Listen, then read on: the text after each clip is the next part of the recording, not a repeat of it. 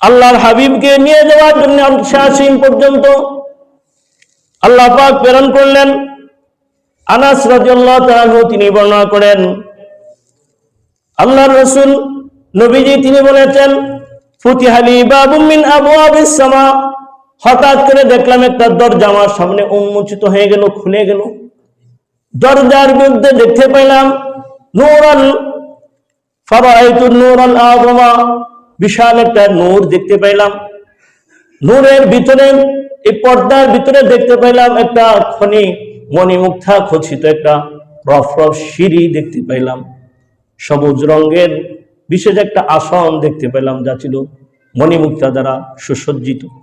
সুবহানাল্লাহ, শুকরিয়া বলি। মণিমুক্তা দ্বারা সুসজ্জিত ছিল।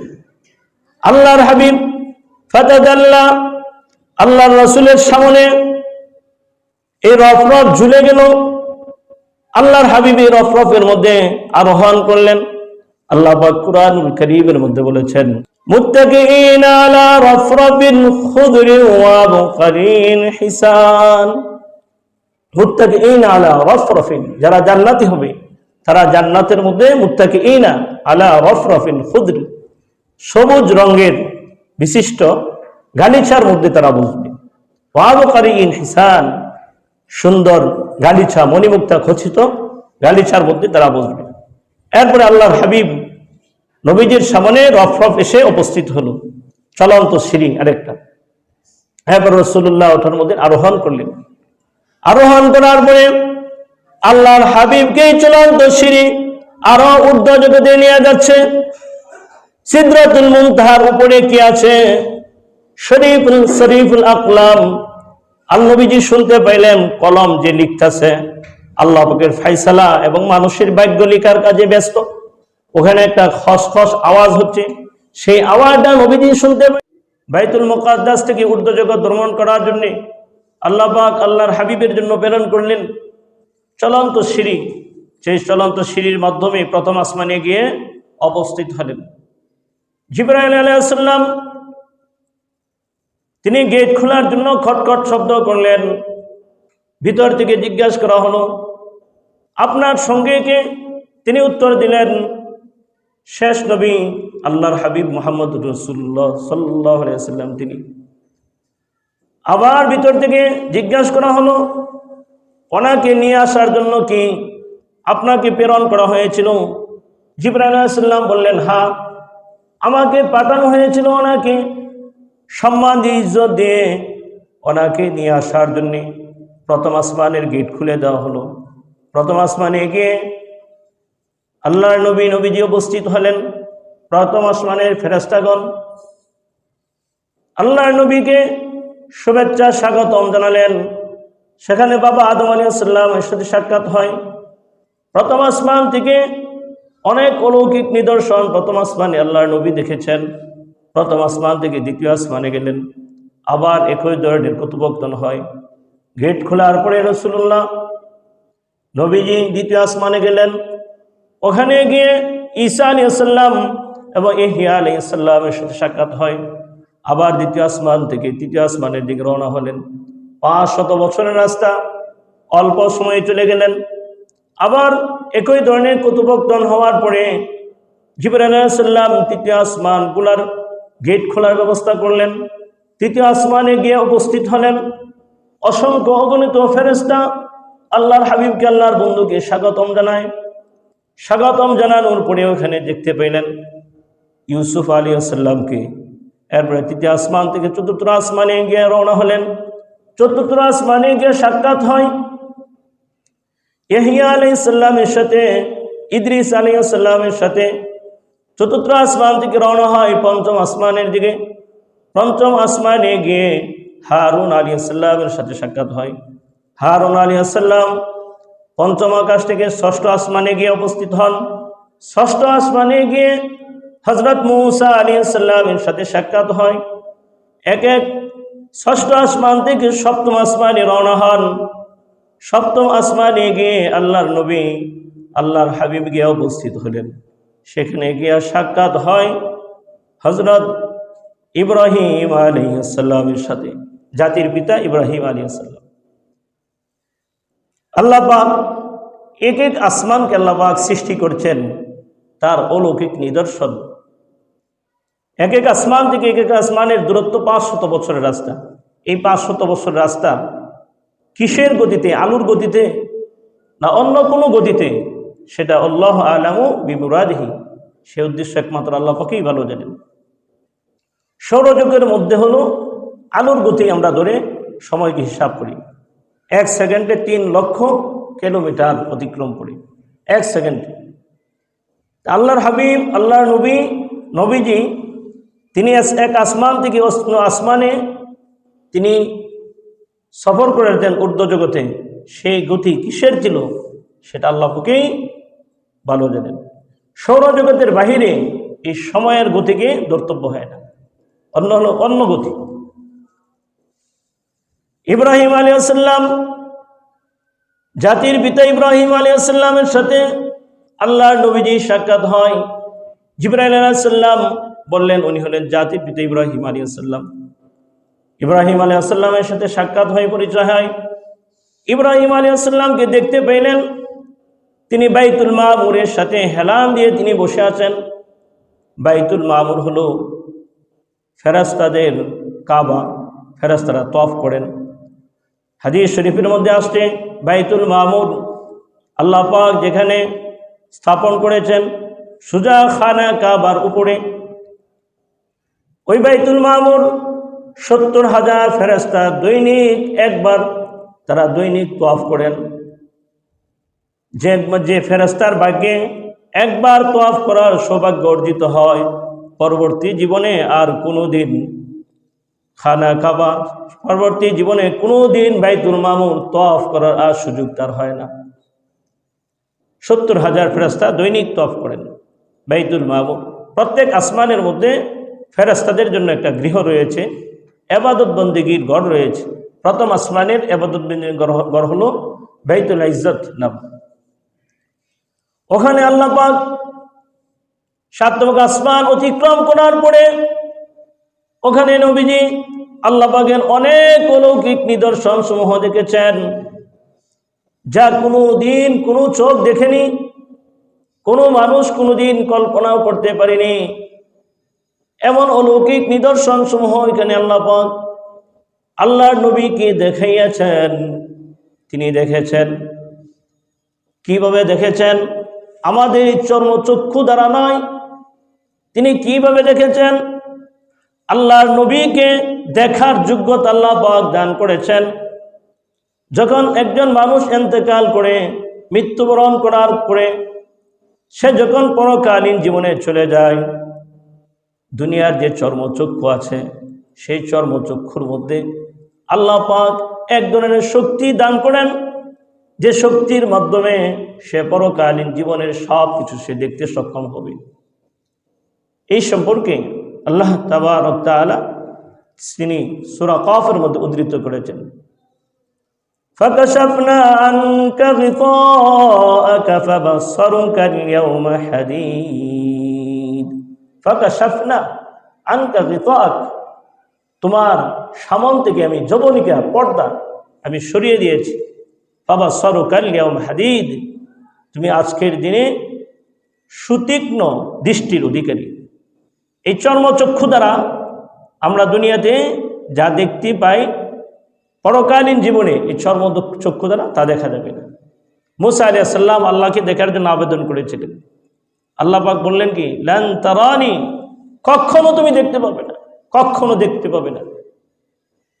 আল্লাহ পাক মুসা আলাইহিস সালাম এই কথা বললেন। আল্লাহর হাবিব, আল্লাহর বন্ধু নবীজিকে দাওয়াত করে আল্লাহ পাক নিয়েছিলেন আসমানে।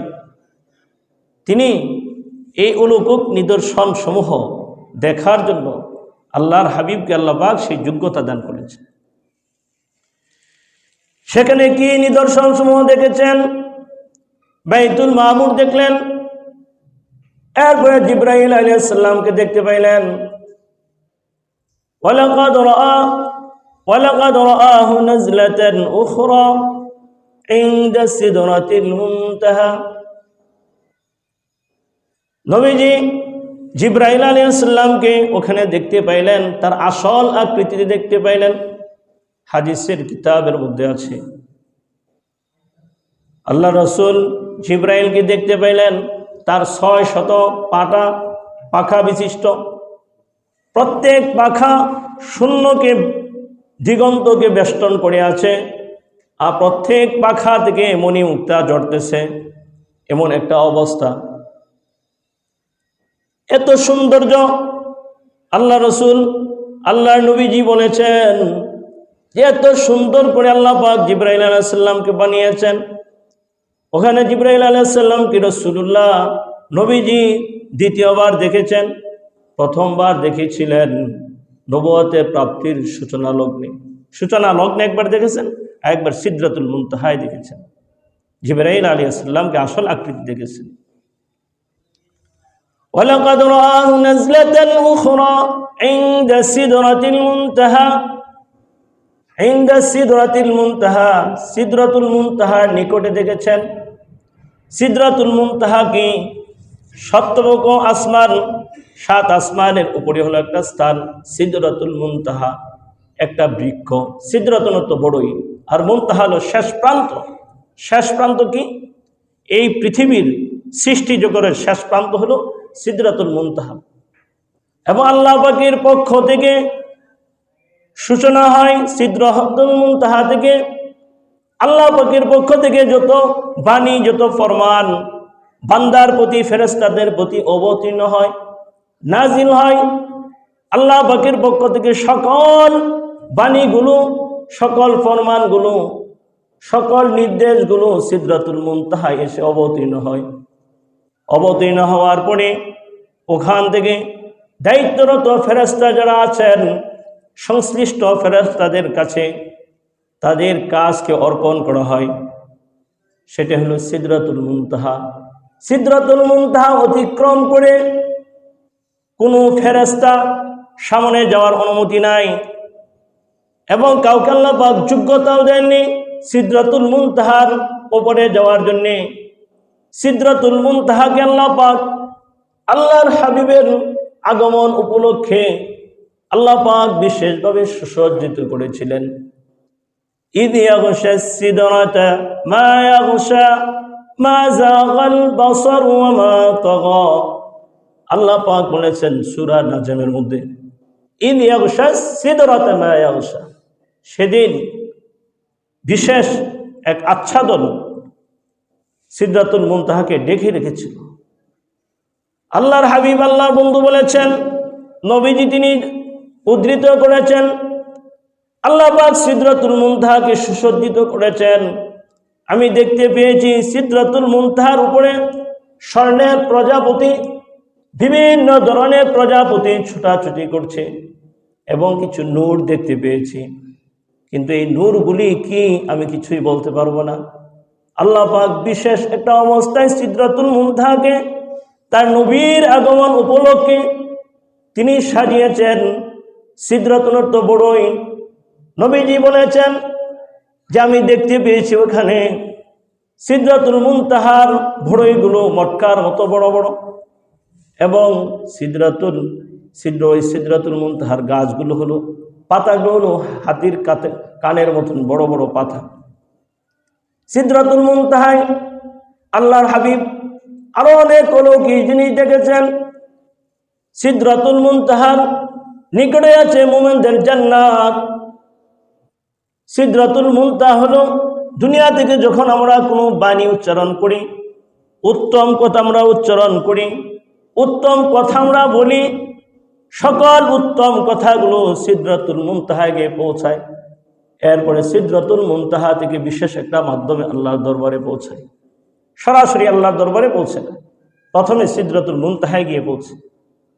আল্লাহ পাক এই সম্পর্কে কুরআনুল কারীমের মধ্যে বলেছেন, ইলাইহি ইয়াসাদুল কালিমু তাইয়্যিবু ওয়াল আমালু সালিহু ইয়ারফাউহু।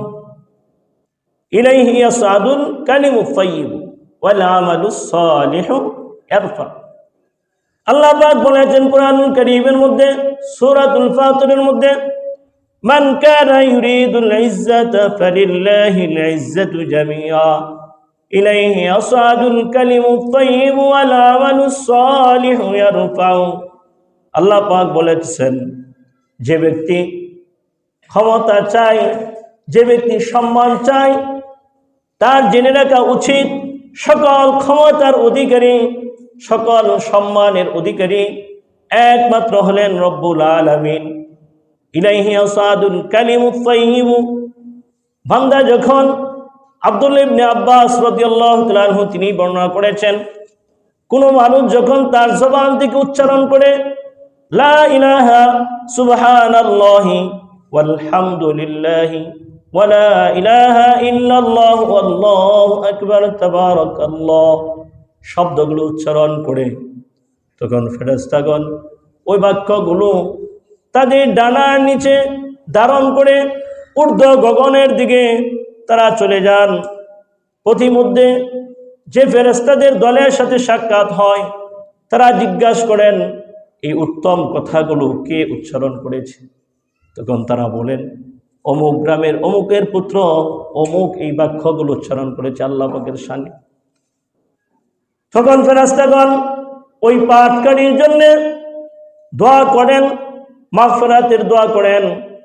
তারা এই বাক্যগুলো নিয়ে আল্লাহ পাকের দরবারে উপস্থিত হয়, সিদরাতুল মুনতাহায় গিয়ে উপস্থিত হন। ইলাইহি ইয়াসাদুল কালিমুত তাইয়্যিব। বান্দা যখন উত্তম কথা উচ্চারণ করে, কালিমা উচ্চারণ করে, জিকির করে, সকল জিকিরগুলো সিদরাতুল মুনতাহায় গিয়ে পৌঁছানো হয়। ইলাইহি ইয়াসাদুল কালিমুত তাইয়্যিব ওয়াল আমালুস সালিহু ইয়ারফাউ। নুমান ইবনে বশির রাদিয়াল্লাহু তাআলা আনহু তিনি বর্ণনা করেন, বান্দা যখন সুবহানাল্লাহ ওয়াল হামদুলিল্লাহ ওয়া লা ইলাহা ইল্লাল্লাহ আল্লাহু আকবার আল্লাহ পাকের জিকির করে, এই জিকিরগুলো আল্লাহ পাকের আরশের আশেপাশে মৌমাছির ন্যায় গুনগুন করতে থাকে এবং পাঠকারীর জন্য নাম উচ্চারণ করতে থাকে আল্লাহ পাকের সামনে। আল্লাহর হাবিব সাহাবীদেরকে বললেন, তোমরা কি চাও না যে তোমার নাম সদা সর্বদা আল্লাহ পাকের দরবারে উচ্চারিত হোক? তোমরা কি চাও না সদা সর্বদাই উচ্চারিত হোক? বেশি বেশি করে জিকির করেন। এরপরে আমলে সালিহা কোনগুলো? আমলে সালিহা হলো নামাজ, রোজা, হজ, যাকাত, উত্তম আমলগুলো। এইগুলো আমলে সালিহা। বান্দা যখন জবান দিয়ে উত্তম কথা স্বীকার করে, কালিমা স্বীকার করে, একতার উপর বিশ্বাস স্থাপন করে, পাশাপাশি সে উত্তম আমল করে, আল্লাহ পাক ওই বান্দাকে আসমানে উঠিয়ে নেন, অর্থাৎ তাকে আল্লাহ পাক কবুল করে নেন। সুবহানাল্লাহ। ইয়ারফাউ, আল্লাহ পাক তাকে কবুল করে নেন, তার আমলগুলি কবুল করে নেন, সবগুলোকে সিদরাতুল মুনতাহায় গিয়ে পৌঁছে। সিদরাতুল মুনতাহা পৌঁছার পরে ওখান থেকে বিশেষ একটা মাধ্যমে আল্লাহ তাবারক তাআলার দরবারে পৌঁছানো হয়। সিদরাতুল মুনতাহার নিকটে আল্লাহ রাসূল দেখেছেন জান্নাতুল মাওয়া ইনদা সিদরাতিল মুনতাহা ইনদাহা জান্নাতুল মাওয়া। জান্নাতুল মাওয়া দেখেছেন। জান্নাতুল মাওয়া কি? মুমিনদের স্থায়ী ঠিকানা জান্নাত, ওখানে দেখেছেন। যারা আল্লাহর দ্বীনকে বিজয়ী করার জন্য শাহাদাত বরণ করেন, তাদের আত্মা ওই জান্নাতুল মাওয়ার মধ্যে অবস্থান করে। যে মুমিন মুসলমান যারা নেককার অবস্থায় ইন্তেকাল করেন, তাদের আত্মা ওই জান্নাতুল মাওয়ার মধ্যে অবস্থান করে। জান্নাতুল মাওয়া আল্লাহ রাসূল, আল্লাহর হাবিব নবীজি তিনি দেখেছেন। নবীজি বলেছেন যে জান্নাতুল মাওয়া দেখেছি আল্লাহ পাক, তার একটা ইট স্বর্ণের, একটা ইট রূপার। আল্লাহ পাক এভাবে কুদরতিভাবে তিনি জান্নাতুল মাওয়া নির্মাণ করেছেন এবং জান্নাতের ভূমি হলো মেশকে আম্বরের চেয়ে সুগন্ধিযুক্ত। সুবহানাল্লাহ। এবং অনেক অলৌকিক নিদর্শন সমূহ নবীজি তিনি সপ্তম আসমানে দেখেছেন। এরপর আল্লাহর হাবিব, আল্লাহর বন্ধু সপ্তম আসমান থেকে ঊর্ধ্ব জগৎ আরশে আজিম আল্লাহ পাকের মহান আরশের দিকে জিবরাইল আলাইহিস সালাম নবীজিকে বললেন, হে নবী, আমার সামনে অগ্রসর হওয়ার আর অনুমতি নেই, এক কদম সামনে পা বাড়ানোর অনুমতি নেই। আমি যদি সামনে সামান্যতম অগ্রসর হই, আমার নূরের পাখাগুলো সবগুলো পুড়ে ছারখার হয়ে যাবে। এবার রাসূলুল্লাহ ভীত সন্ত্রস্ত হয়ে গেলেন। দীর্ঘ সফর, এই সফরের মধ্যে সঙ্গী ছিলেন জিবরাইল, তিনি পৃথক হয়ে গেছেন। হঠাৎ করে আল্লাহ রাসূলের সামনে একটা নূর দেখতে পাইলেন। আনাস রাদিয়াল্লাহু তাআলা আনহু তিনি বর্ণনা করেছেন হাদিসটি। এরপরে দুনিয়াতে সফর হয়েছে কি হারাম শরীফ থেকে বাইতুল মুকাদ্দাস পর্যন্ত বোরাকের মাধ্যমে, বাইতুল মুকাদ্দাস থেকে প্রথম আসমান পর্যন্ত চলন্ত সিঁড়ি, প্রথম আসমান থেকে সাতবক আসমান পর্যন্ত, সপ্তম আসমান পর্যন্ত সফর হয়েছে ফেরেশতাদের ডানার উপর ভর করে। এরপরে আল্লাহ পাক আল্লাহর হাবিবকে নিয়ে যাওয়ার জন্য আরশ-ই-আসীম পর্যন্ত আল্লাহ পাক প্রেরণ করলেন। আনাস রাদিয়াল্লাহু তাআলা আনহু তিনি বর্ণনা করেন, ফুতিহালি বাবুম মিন আবওয়াবিস সামা ফারাআইতু নূরান আ'যামা ওয়া ইযা দুনাল হিজাব রাফরাফাদ দুররি ওয়াল ইয়াকুত। আনাস রাদিয়াল্লাহু তাআলা আনহু তিনি বর্ণনা করেছেন, আল্লাহর রাসূল নবীজি তিনি বলেছেন, ফুতিহালি বাবুম মিন আবওয়াবিস সামা, হঠাৎ করে দেখলাম একটা দরজা আমার সামনে উন্মোচিত হয়ে গেল, খুলে গেল। দরজার মধ্যে দেখতে পেলাম নূরাল ফারাআইতু নূরাল আযমা, বিশাল একটা নূর দেখতে পেলাম। নূরের ভিতরে, এই পর্দার ভিতরে দেখতে পেলাম একটা খনি মণিমুক্তা খচিত একটা রফরফ সিঁড়ি দেখতে পেলাম। সবুজ রঙের বিশেষ একটা আসন দেখতে পেলাম, যা ছিল মণিমুক্তা দ্বারা সুসজ্জিত। সুবহানাল্লাহ, শুকরিয়া বলি। মণিমুক্তা দ্বারা সুসজ্জিত ছিল। আল্লাহর হাবিব ফাতাদাল্লা, আল্লাহর রাসূলের সামনে এই রফরফ ঝুলে গেল।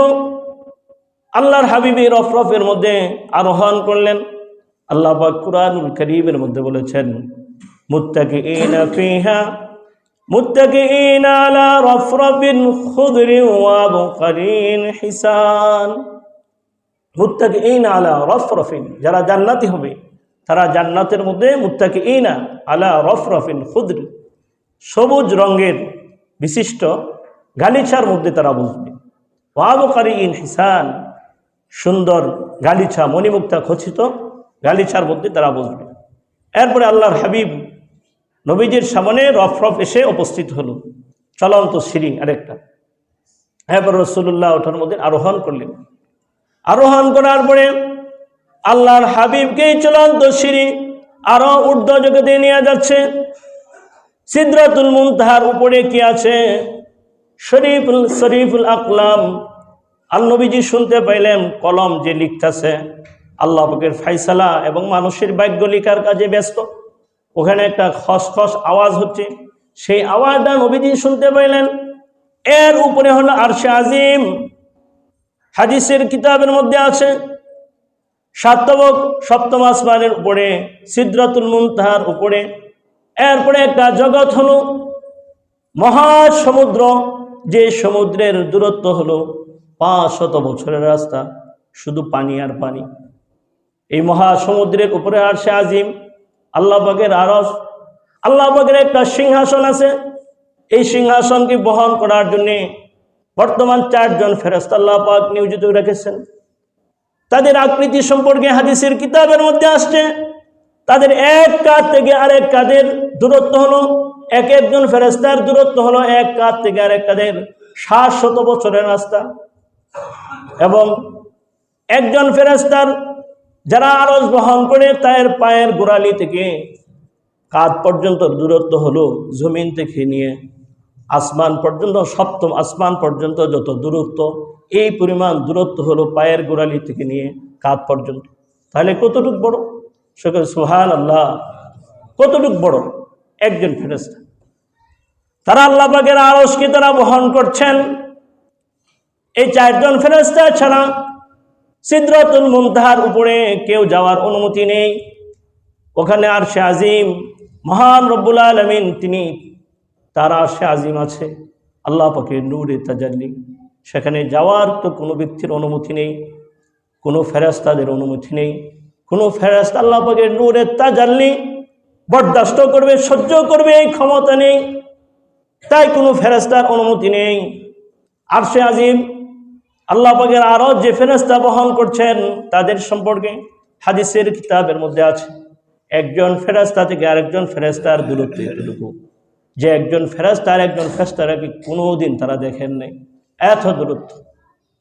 সাতবক আসমান জমিনের দূরত্ব যতটুকু, তার চেয়ে আরো মহান হলো আরশে আজিম। আরশে আজিমের আল্লাহর যে কুরসি আছে, সেই কুরসির যে খুঁড়া আছে, এই খুঁড়ার দূরত্ব হলো জমিন থেকে নিয়ে আসমান পর্যন্ত, সপ্তম আসমান পর্যন্ত, সিদরাতুল মুনতাহা পর্যন্ত যতটুকু দূরত্ব, আল্লাহ পাকের আরশের কুরসির দূরত্ব হলো এতটুকু। সকল সুবহানাল্লাহ।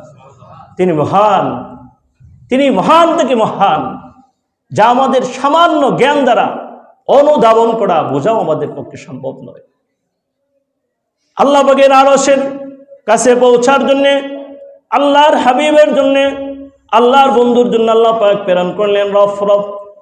তিনি রফরফের মধ্যে আছেন, একা একে আর কেউ নাই, ভীত সন্তুষ্ট একটু ভয় ভয় ভাব, কেউ সঙ্গী সাথী নেই।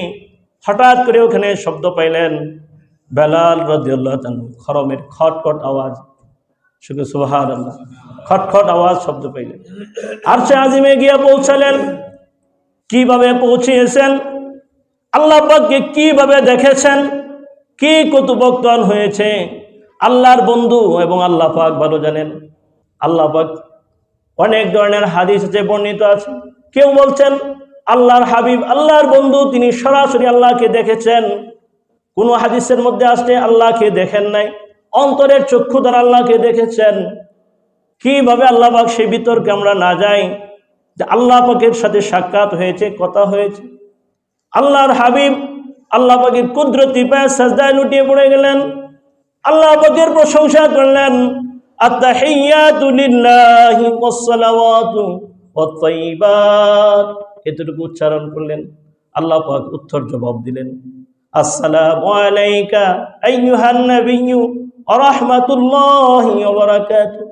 হে নবী, আপনার উপর রহমত, বরকত, কল্যাণ বর্ষিত হোক। এবার রাসূলুল্লাহ বলেন, আসসালামু আলাইনা, আমাদের উপর আল্লাহ পাকের শান্তি বর্ষিত হোক। আসসালামু আলাইনা ওয়া আলা ইবাদিল্লাহিস সালিহিন, যারা নেককার বান্দা তাদের উপর শান্তি বর্ষিত হোক। ওয়া আলা ইবাদিল্লাহিস সালিহিন, আশহাদু আল্লা ইলাহা ইল্লাল্লাহু ওয়া আশহাদু আন্না মুহাম্মাদান আবদুহু ওয়া রাসূলুহু। আল্লাহ পাকের আরশে আজিম, তিনি কেমন, তিনি কিভাবে নবী মুহাম্মদুর রাসূলুল্লাহ সাল্লাল্লাহু আলাইহি ওয়াসাল্লামের সাথে কথা বলেছেন, সেটা আমাদের বোধগম্যর বিষয় নয়, জানার বিষয় নয়। কিন্তু আল্লাহর হাবিব স্বচক্ষে তিনি জাগ্রত অবস্থায় আল্লাহর নবীকে দেখেছেন। কিভাবে, আল্লাহ পাক কুরআনুল কারীমের মধ্যে একটা আয়াত, ফাকাশাফনা আনকা গিতাআকা ফাবাসারুকা আল-ইয়াওমা হাদীদ। আল্লাহ পাক যারা জান্নাতি হবে, যারা মুত্তাকি হবে, আমাদের চোখের সামনে থেকে একটা যবনিকা পর্দা সরিয়ে দিবেন। সকল মুমিন বান্দা আল্লাহ পাককে জান্নাতে দেখতে পাবে, আল্লাহ পাকের নূরে তাজাল্লি দেখতে পাবে। সাহাবায়ে কেরাম কে আল্লাহ রাসূল বললেন, নবীজি বলেছেন, চন্দ্রকে যেমন তোমরা দেখতে পাও, তোমাদের কোনো বীর হয় না, ঠিক তেমনি ভাবে তোমরা আল্লাহকে তোমরা দেখতে পাবে। আল্লাহ নবীজি আল্লাহ পাকের দরবারে প্রশংসা করলেন। আল্লাহ পাক দান করলেন নবীজিকে কি, আর নবীজিকে দান করলেন তিনটা বিশেষ উপটকন দান করলেন। এক নাম্বার হলো 50 ওয়াক্ত নামাজ, দ্বিতীয় নাম্বার হলো সূরাতুল বাকারার শেষ দুটি আয়াতের বিষয়বস্তু, তৃতীয় নাম্বার দান করলেন যারা আল্লাহর সাথে শিরিক করবে না, কোনো পীরকে যাইয়া সাজদা করবে না, কোনো মাজারে যাইয়া সাজদা করবে না, কোনো পীরকে যাইয়া এই কথা বলবে না আমাকে সন্তান দাও, আমাকে ধন সম্পদ দাও, কোনো মূর্তির ঘরে যাইয়া কোনোদিন তাদের খাবার খাইবে না, অর্থাৎ আল্লাহর সাথে শিরিক করবে না। সর্বময় ক্ষমতার অধিকারী একমাত্র আল্লাহ, একথা বিশ্বাস স্থাপন করবে এবং সারা জীবন আল্লাহ পাকের গোলামি করবে। জীবন চলার পথে হয়তো নামাজ ফরজ আছে, কিন্তু নামাজ হয়তো পড়তে পারে নাই, নিজেকে গুনাহগার সাব্যস্ত করে আমি নামাজ পড়তে পারি না, আমি গুনাহগার, আমি আল্লাহ পাকের কাছে পাপী এবং কোনোদিন আল্লাহর সাথে শিরিক করে না। আল্লাহ পাক একটা সময় তারা জাহান্নামের শাস্তি ভোগ করার পরে আল্লাহ পাক তাদেরকে জাহান্নাম থেকে জান্নাত দান করবেন। তৃতীয় নাম্বার হলো এটা, সুবহানাল্লাহ। তৃতীয় নাম্বার এটা। তিনটা উপটৌকন নিয়ে নবীজি এবার রওনা হলেন হেরাম শরীফের দিকে, নিজের মাতৃভূমির দিকে রওনা হলেন অলৌকিক সফর থেকে। এবার আল্লাহর নবীকে, আল্লাহর নবীজিকে স্বাগতম জানিয়ে বিদায় সংবর্ধনা দিয়ে প্রত্যেক আসমানে আবার নবীজিকে বিদায় সংবর্ধনা দেওয়া হয় এবং বিদায় সংবর্ধনা দিয়ে নবীজি আসতেন ষষ্ঠ আসমানে মূসা আলাইহিস সালামের সাথে। মূসা আলাইহিস সালাম বললেন, আল্লাহ পাক আপনাকে কি উপটৌকন দিয়েছেন, কি হাদিয়া দিয়েছেন? নবীজি বললেন, আমার বন্ধু আমাকে দিয়েছেন 50 ওয়াক্ত নামাজ এবং আমার গুনাহগার উম্মত যারা গুনার কারণে জাহান্নামে যাবে তারা যদি আল্লাহর সাথে শিরিক না করে তারা জাহান্নাম থেকে মুক্তি দিয়ে আল্লাহ পাক একদিন জান্নাত দান করবেন। তৃতীয় নাম্বার আল্লাহ পাক দিয়েছেন সূরা বাকারার বিষয়বস্তু দিয়েছেন, যেগুলো আমার গুনাহগার উম্মতেরা তারা আল্লাহর কাছে রুনাজানি করে, আল্লাহর কাছে কান্নাকাটি করে আল্লাহর কাছে চেয়ে নিতে হবে। আল্লাহ পাক এমনি দিবেন না, কান্নাকাটি করে নিতে হবে। এই বিষয়গুলো দিয়েছেন, যেমন রব্বানা ওয়ালা তুহাম্মিলনা মা লা তাকাতা লানা, যে আমরা দোয়া করি ওগুলো। মূসা আলাইহিস সালাম বললেন, আমার উম্মতের উপর 3 ওয়াক্ত নামাজ পড়া ছিল, আমি দেখেছি তারা এই 3 ওয়াক্ত নামাজ পড়ে নাই, অলসতা করেছে, তারা ব্যর্থ হয়েছে। আপনার উম্মত দুর্বল কমজোর, তারা 50 ওয়াক্ত নামাজ পড়তে পারবে না। আপনার বন্ধুর কাছে আবার আপনি যান। নবীজি আবার গিয়া দরখাস্ত করলেন। আল্লাহ পাক তো জানেন যে শেষে 5 ওয়াক্ত থাকবে, তিনি ইচ্ছা করলে 5 ওয়াক্ত প্রথম দিতে পারতেন, 50 ওয়াক্ত কেন দিলেন? আল্লাহর নবী আশেক মাসুক বারবার আসা যাওয়া করুক, আল্লাহ পাক আল্লাহর হাবিবের বারবার আসা যাওয়াতে তার আরো ধন্য হোক এবং আরো সে বারবার আসা যাওয়া আল্লাহ পাক এটা পছন্দ করেছিলেন। আমার বন্ধু বারবার আমার কাছে আসুক, আল্লাহ পাক পছন্দ করেছিলেন।